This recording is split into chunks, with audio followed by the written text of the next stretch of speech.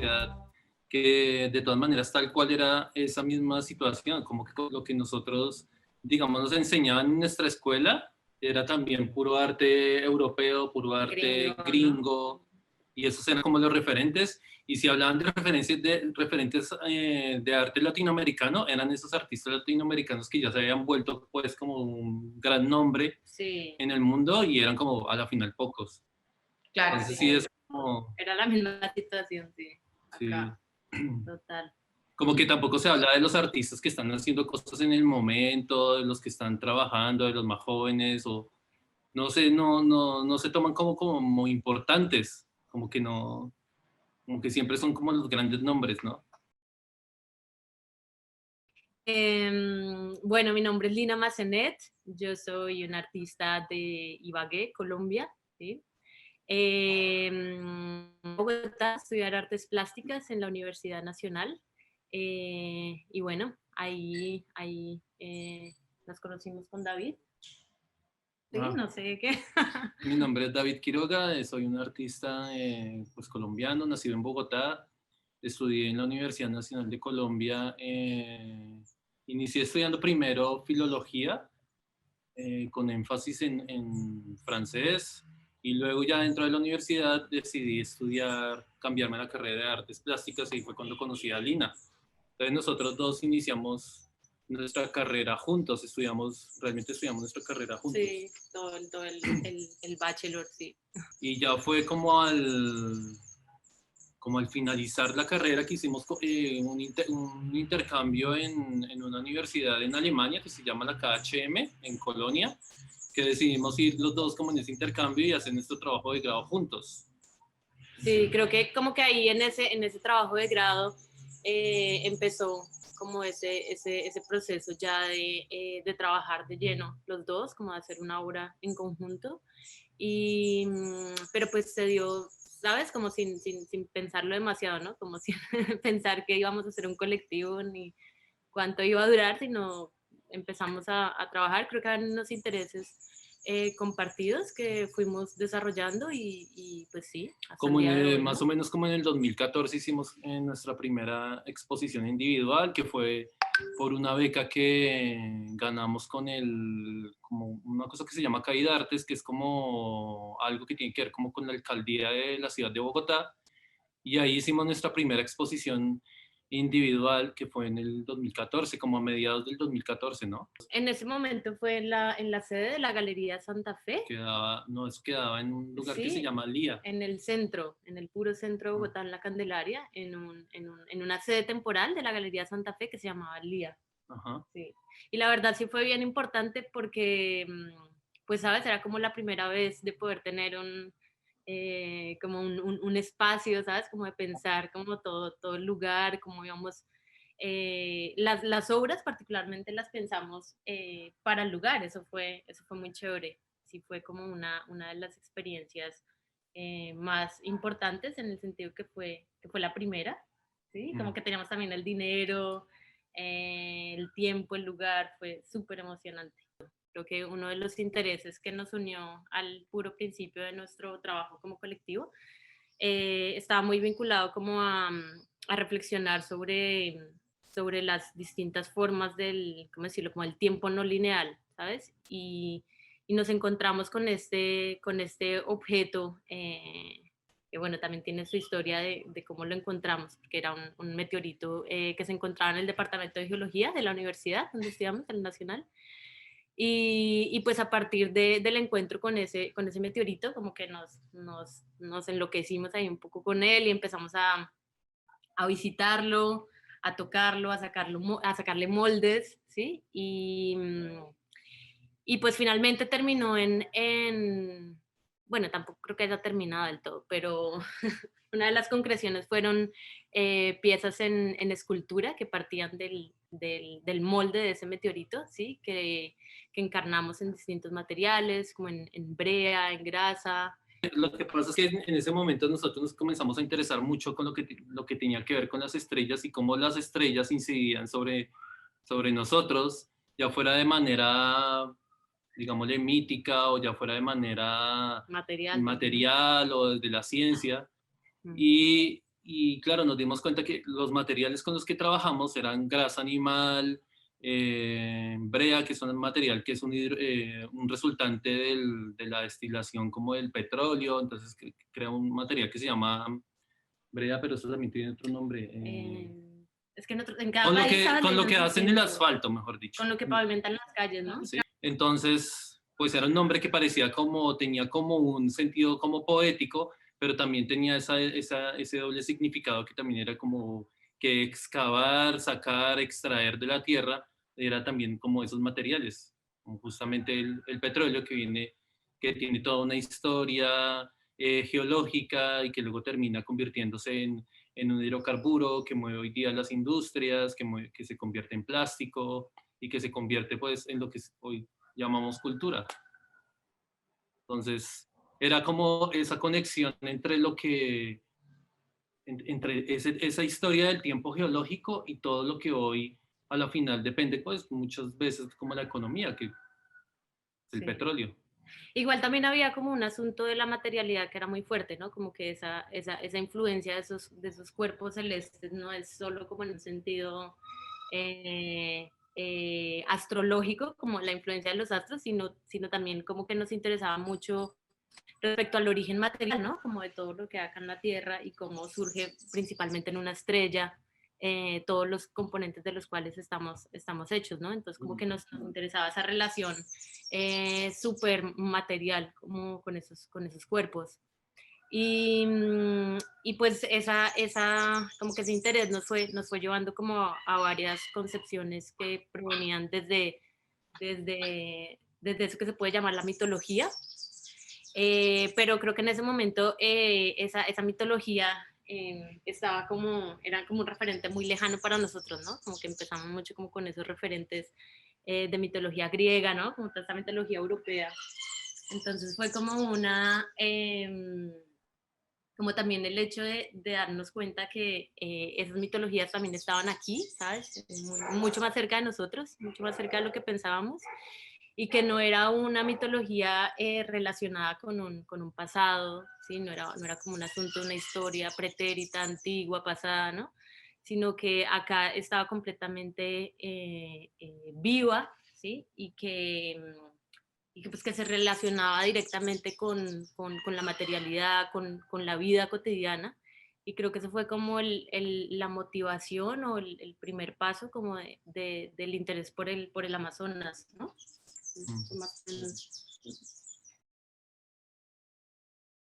No, yo pienso que sí es súper importante y súper necesario pensar colectivamente. O sea, la idea, claro, habrán personas que quieren pensar como su idea personal y tal, y obviamente que también es muy importante, pero como que pienso que es muy importante ser conscientes que, pues sí, como que la colectividad es como muy importante, no solamente como al nivel de lo que nosotros consideramos como personas, que son como ustedes, Sofía, César, Lina y yo, sino como con todos los demás, que son, no sé, como las demás cosas, los objetos, o sea, hay muchas otras cosas que uno tiene como que pensar, como pensar el mundo de una forma más, ¿cómo se podría decir? Como... Sí, que abarque todos estos otros seres que usualmente no los pensamos en los colectivos, ¿no? Porque cuando decimos colectivos quizás estamos pensando solo en seres humanos, pero en realidad pensamos que sí es necesaria una visión que abarque estos colectivos que van más allá de lo humano, ¿sí?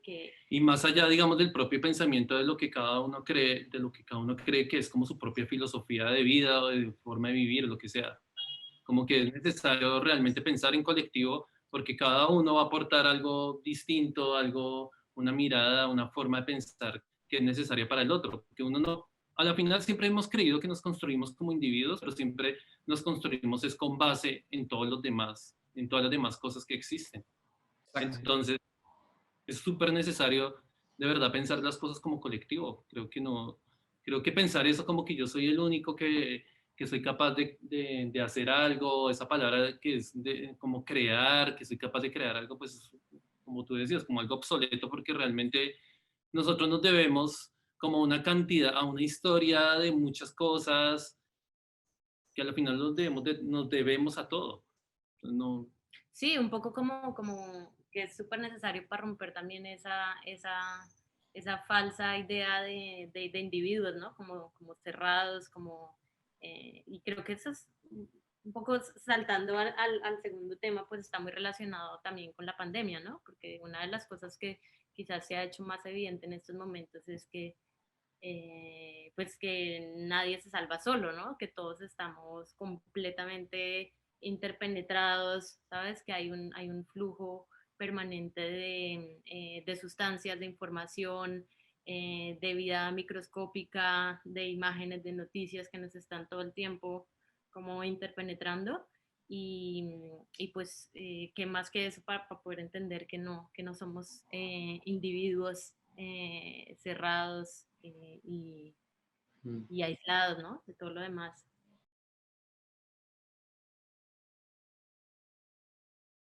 Somos pues justamente de los Andes, en este momento estamos parados encima de los Andes. Yo nací en Bogotá, Lina pues sí nació en Ibagué, pero los dos somos pertenecientes a los Andes.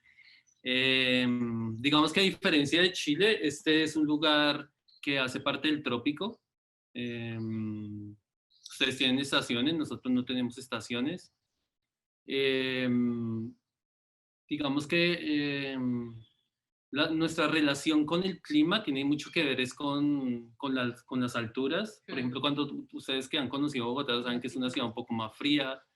Si uno va descendiendo, pues llega, digamos, a una ciudad como Ibagué, que es un poco más cálida. Si sigue descendiendo, pues llegas al Caribe, llegas a la Amazonía, que ya son como otros climas, otra fauna. Eh, entonces, como que nuestra relación digamos que con eso, como lo geográfico y eso que nos preguntas tiene que ver justamente como con esa misma relación de esa manera en la que se vive como el trópico. El trópico no tiene como tiene unas temporadas como de lluvias y unas temporadas como de más calor, pero pues sí cambia porque, digamos, ustedes tienen estaciones, nosotros lo que tenemos es entre más subimos, más llegamos al frío y entre más bajamos, más llegamos al calor. No es Eh, como tan temporal, sino más espacial, diría yo, sí, ¿no? y entonces para nosotros desplazarnos, digamos, hacia el verano, pues lo que tenemos es que descender. Y pues sí, parece como chistoso, pero pues así es, uno para ir al Más Caribe. como dantesco, ¿no? Se puede decir. Cuando tú estás en Bogotá, pues estás viendo como una especie de otoño, qué sé yo.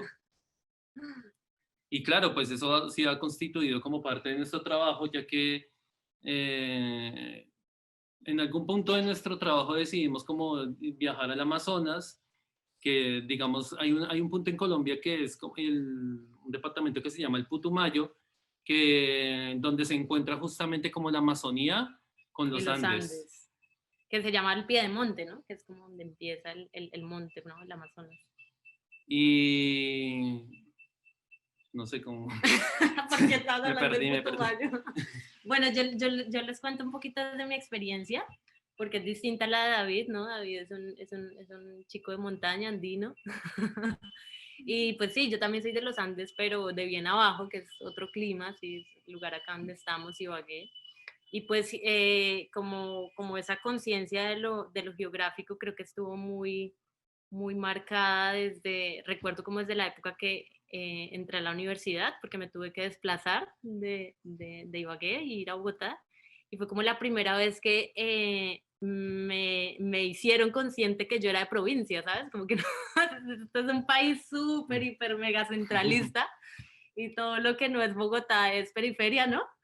Entonces sí fue como bien extraño como ese asunto que te digan como no, es que tú eres de provincia, ¿sabes? Cuando nunca habías como sido consciente de ese centro ni de esa periferia. Y respecto a estas nociones geográficas más amplias y pensando pues sí, ¿no? Que es un continente tan gigante en el que estamos, ¿no? Como que en este momento, ¿cuántos kilómetros hay de aquí a Chile?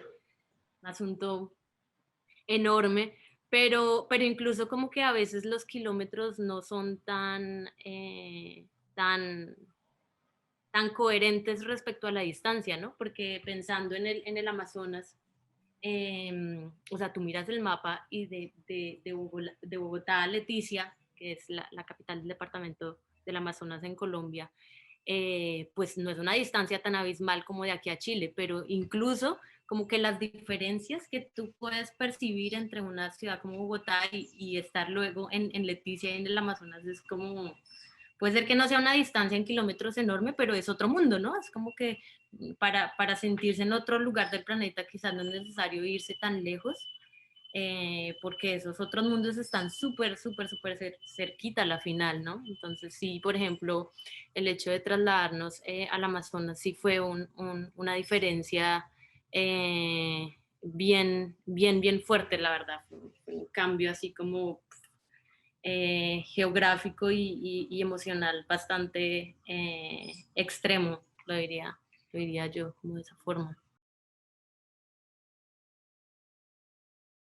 Digamos que una experiencia importante que nosotros tenemos en cuanto a lo que nos preguntaba sobre nuestra obra fue como una conversación que tuvimos con un abuelo que queremos mucho, que se llama Kait Meramui, que es del Amazonas, y él nos estaba como relatando en algún momento de estas noches que nos quedábamos en su casa, en medio de, pues, del monte y tal, y él nos decía como hubo una ocasión en la que llegaron unas personas que, bueno, como que querían saber de nosotros, como les queremos hacer preguntas, les queremos saber, como preguntar quiénes son ustedes, cómo viene su comunidad. Y ellos llegaron como con los aparatos de siempre, como los aparatos del blanco, que son las cámaras, los micrófonos y todo esto. Entonces, como que varios de ellos dijeron, como no, pues nosotros no queremos que vengan acá con estas cámaras, con estos micrófonos, porque pues dentro de la maloca, que es como su espacio, pues como que eso, no, eso nunca ha estado, eso molesta y tal. Entonces ellos, el abuelo como que dijo, no, pero espere, pensemos bien. Entonces, vamos a reunirnos y vamos a hablar de qué es lo que está pasando acá con estas cosas. Entonces, como que ellos llegaron, se reunieron y dijeron, bueno, vamos a, como que me encanta esa palabra que él utilizó porque como que es muy diciente y es, vamos a desbaratar esos objetos que ellos traen, que era desbaratar, pues sí, las cámaras y los computadores, los micrófonos, los cables y todo esto. Vamos a desbaratarlos, pero no era desbaratarlos como de, Físicamente, ¿no? como de físicamente de este aparato, sino desbaratarlos mentalmente. Entonces yo decía, no, pues cuando hicimos ese ejercicio de desbaratar esos objetos, pues nos dimos cuenta pues que son objetos que también vienen como de la propia naturaleza, son minerales, son todo lo mismo que nosotros siempre hemos conocido.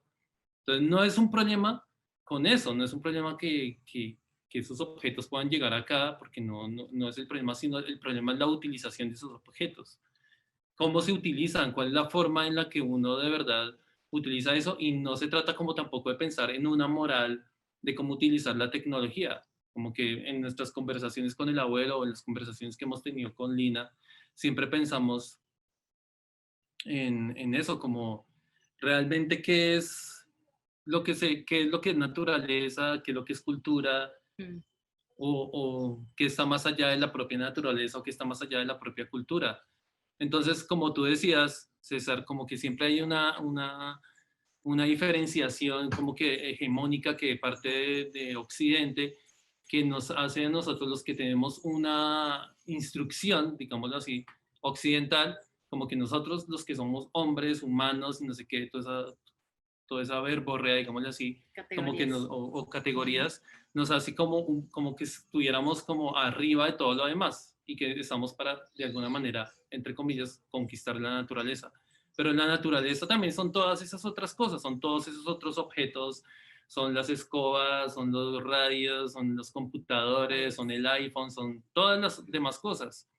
Entonces es más como conciliarnos como con todos esos otros objetos y con todas esas otras tecnologías, porque obviamente que en el Amazonas, como nos decía bien nuestro abuelo, pues ellos también tienen su propia tecnología que incluso puede ser más avanzada que las tecnologías del iPhone y el GPS y todo eso.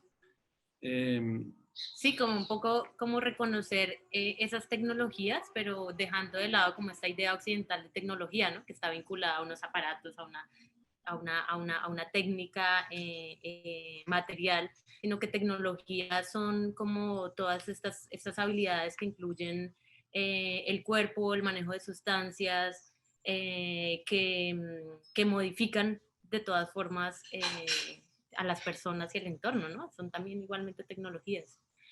Y el viaje al Amazonas sí fue un parteaguas, porque pienso que antes nos habíamos acercado, pero como tú dices, a partir de una literatura, ¿no? Del Amazonas, ¿no? Que si hay algo que abunde es la literatura sobre el Amazonas, ¿no? Hay cualquier cantidad de etnografías, ¿no? De teorías amerindias y amazónicas,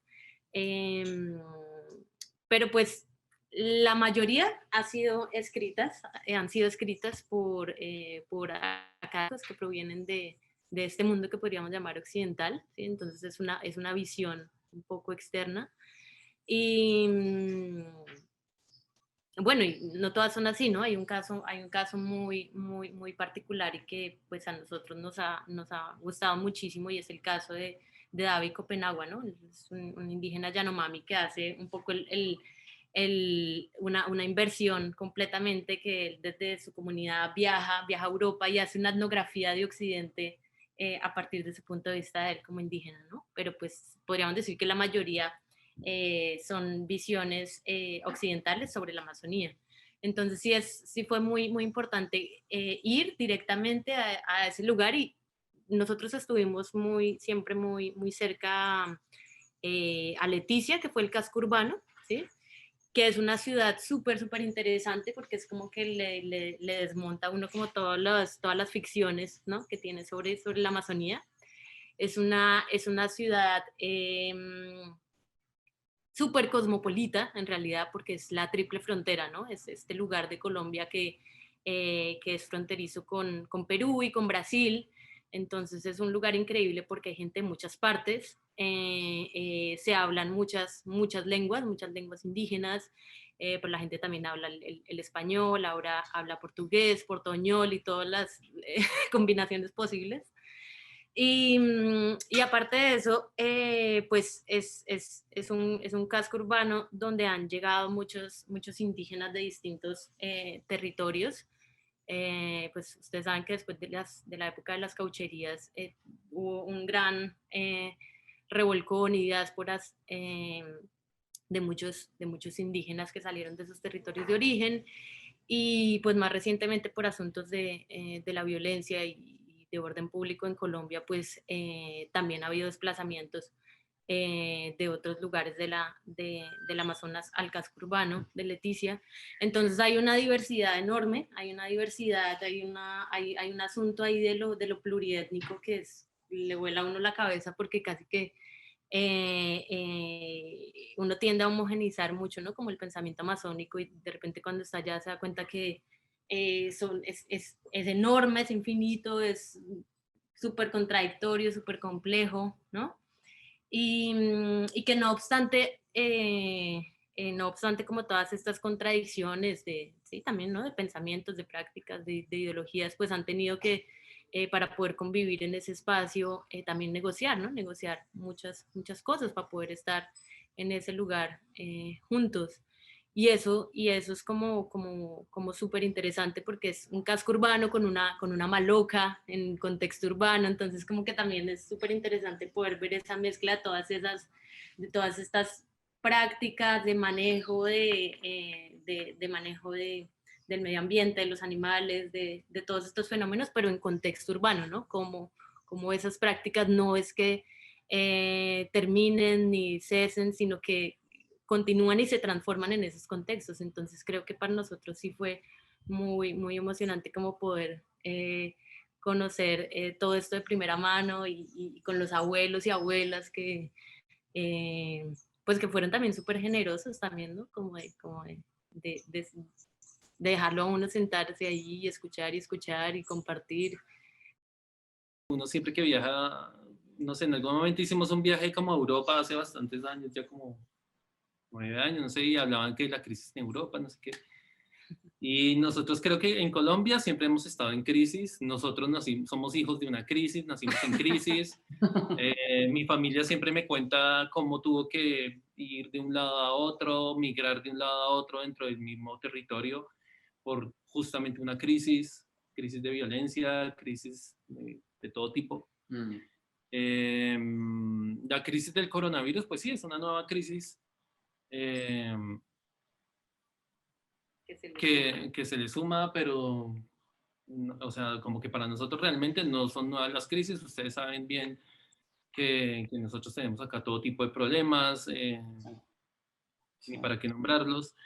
Eh, yo creo que, digamos, hablábamos con Lina como que de pronto esto del coronavirus lo que hace es un poco ahondar más o como que le visualizo nomás como también todos esos problemas, porque cuando empieza esto del COVID, eh, llega por la gente que está viajando y tal, pero después como donde hay más infección justamente es en los problemas que tienen como menos recursos y todo esto. Y creo que de alguna manera todas esas otras cosas que son como nuestra crisis cotidiana en Colombia, claro que nos golpean, claro que somos conscientes, pero si nos preguntan una cosa como más íntima y más propia, es justamente como esa interacción con las demás personas. Entonces, esas cosas como que sí se nos han quitado bastante, como esa posibilidad. Además que desde antes, pues siempre el lugar donde, el espacio donde trabajábamos siempre era como un taller compartido, ¿sabes? Y como que solo hasta esos momentos uno se da cuenta de la importancia de solo salir del taller y encontrarse con los otros parceros, poder hablar, mostrarles lo que uno está haciendo, ver lo que ellos están haciendo, irse a tomar un café, ir a la cafetería a comer onces, como que todo eso es muy fuerte, como que uno no, de pronto no era tan consciente de lo importante que eran esos microencuentros, pero que están en el encierro, cobran muchísima relevancia. Creo que eso genera, pues sí, como tristeza en ese sentido, como que sí hay un anhelo de volver a ese compartir del taller, de las otras personas. Creo que también otra de las cosas, o que diría yo más bien como reflexiones, como cosas que uno quizás se ha puesto a pensar durante toda esta pandemia, es que es el momento perfecto para darse cuenta de todos esos flujos que uno lo están atravesando, ¿no? Creo que aquí relaciona el Amazonas y la crisis. Y es que, pues cuando estuvimos en el Amazonas, una de como de las grandes aprendizajes estaba relacionado con el cuidado, ¿no? Como una especie de hiperconciencia de todas las cosas que lo están afectando a uno, ¿sabes? Como desde lo que uno oye, lo que uno come, lo que uno huele, lo que uno ve, como que todas estas cosas que entran al cuerpo de distintas maneras, no solo como desde los ojos, que es como este gran órgano para nosotros, sino todas esas otras cosas que nos afectan, pues están construyéndonos de manera permanente, ¿no? Están modelando como nuestro cuerpo y nuestros pensamientos.